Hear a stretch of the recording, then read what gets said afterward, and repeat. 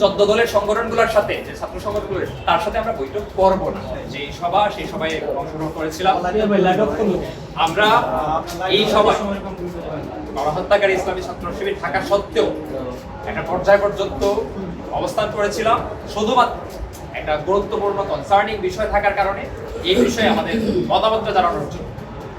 আমরা যে বক্তব্যগুলা বিশ্ববিদ্যালয় প্রশাসনের সামনে হাজির করেছি, যে আমরা বলতে চেয়েছি যে বিশ্ববিদ্যালয় প্রশাসন সেদিন মধ্যরাতে তাদের এই শিক্ষার্থীদের দাবির প্রেক্ষিতে প্রক্টর স্যার কিংবা ভিসি স্যার যেই ঘোষণা দিয়েছিলেন প্রকাশ্য এবং গুপ্ত রাজনীতি হলে নিষিদ্ধ থাকবে, সেই কথা বলার কিংবা সেই ঘোষণা দেওয়ার এখতিয়ার বিশ্ববিদ্যালয় প্রক্টরের নাই।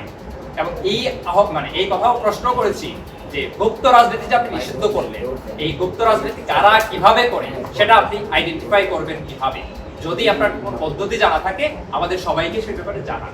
বিশ্ববিদ্যালয়ের প্রক্টর নিয়ে কোনো কথা বলেন নাই।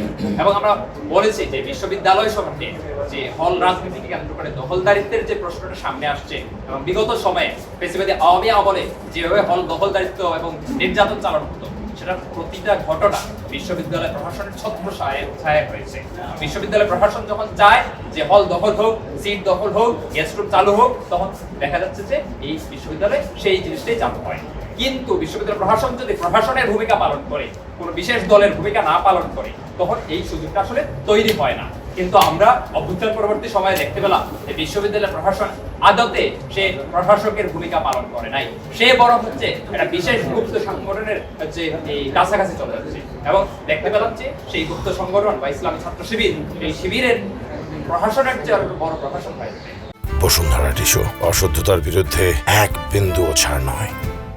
প্রতিটা হলে বিভিন্ন প্রতিনিধির নাম দিয়ে হল নিয়ন্ত্রণ করতেছে ইসলামী ছাত্র শিবির, এবং সেই হল প্রতিনিধিদের সাথে বিশ্ববিদ্যালয়ের এই মাননীয় উপাচার্য তিনি বিভিন্ন সভা কিন্তু বিভিন্ন মিটিং আয়োজন করছেন। বিশ্ববিদ্যালয়ের হল সময়ের প্রভোস্ট তার মিটিং আয়োজন করছেন, এবং প্রতিটা সিদ্ধান্ত সেই প্রতিনিধিদের দ্বারা হচ্ছে। এবং সেই প্রতিনিধিদের মধ্যে অন্য কোনো রাজনৈতিক দল প্রকৃত অর্থে সাধারণ শিক্ষার্থীর মধ্যে যা বোঝায় তারা থাকে না বা থাকতে পারে নাই। ফলে আমরা বলতে চাই যে বিশ্ববিদ্যালয় হল রাজনীতি নিয়ে যা কনসার্ন, আমাদের কনসার্নের জায়গাটা হচ্ছে বিশ্ববিদ্যালয় প্রশাসন কতটা প্রশাসনের ভূমিকা পালন করবে, সে আদতে এই দখলদারিত্ব মুক্ত বিশ্ববিদ্যালয় রাখার জন্য অঙ্গীকারবদ্ধ কি না।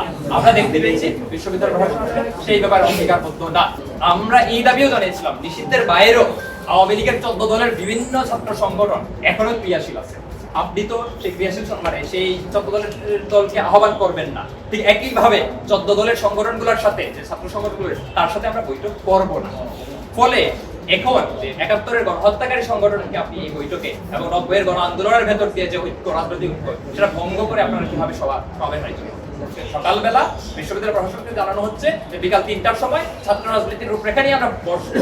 এত জটিল এবং হচ্ছে এত বৃহৎ একটা বিষয়, মানে 2-3 ঘন্টার সময়ের মধ্যে ওনারা সমাধান করে থাকবে। আমরা এই কথাগুলো বললাম যে এইভাবে আসলে হয় না।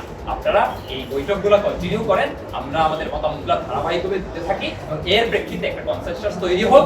এই কনসেনসাসের ভেতরে মধ্য দিয়ে 90-এর আন্দোলনের ভেতর দিয়ে আমাদের সংগঠনগুলো পূর্বসূরীরা যে জায়গায় পৌঁছালো, আমরা সেই জায়গায় পৌঁছাই, এবং বিশ্ববিদ্যালয়কে শিক্ষার্থীদের জন্য একটা গণতান্ত্রিক জায়গা নিশ্চিত করতে, যে গণতান্ত্রিক পরিবেশ নিশ্চিত করতে, এবং সকল শিক্ষার্থীরা যার যে নাগরিক অধিকার, সেই অধিকার যাতে ভোগ করতে পারে, কোনো প্রকার অপরাধমূলক কর্মকাণ্ড যাতে বিশ্ববিদ্যালয়ে না হয়, সেই নিশ্চয়তা আসলে বিশ্ববিদ্যালয় প্রশাসনকে নিতে হবে।